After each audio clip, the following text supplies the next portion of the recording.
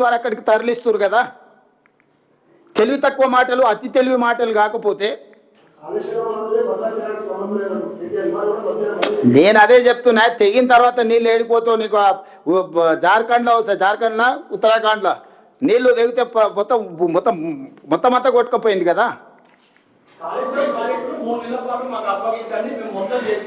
అందుకే అదే దానికోసమే చెప్పిన, దొంగల చేతికి తాళాలు ఇయ్యము. గజ దొంగలు వీళ్ళు, బందుపోటు దొంగల కంటే ప్రమాదకరమైన వ్యక్తులు. వీళ్ళ గుంపులో రాజేందర్ గారు చేరిండ్రు కాబట్టి ఎన్డీఎస్ఏ కప్పచెప్తాము. 3 నెలలు కాదు, మొత్తం కాంట్రాక్టే వీళ్ళకి ఇస్తాము. 3 బ్యారేజ్లు.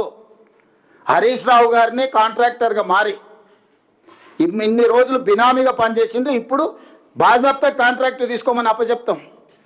టోటల్గా 3 బ్యారేజ్లు ఆయనకి అప్పచెప్తాం. ఎన్డీఎస్ఏ పర్యవేక్షణ మీరు ఇద్దరు కలిసి పెట్టుకోండి. రాజేందర్ గారు కూడా ఉన్నారు కాబట్టి, బీజేపీలో ఉన్నాడు, కేంద్రంలో ఉన్నాడు.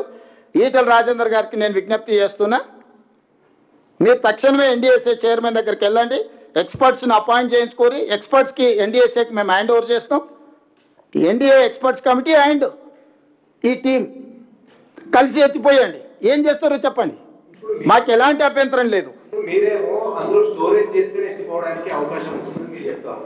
హరీష్ రావు గతంలో 5 సంవత్సరాలు ఇరిగేషన్ శాఖ మంత్రి చేశారు. ఈటల రాజేందర్ 5 సంవత్సరాలు ఆర్థిక శాఖ మంత్రి చేశారు.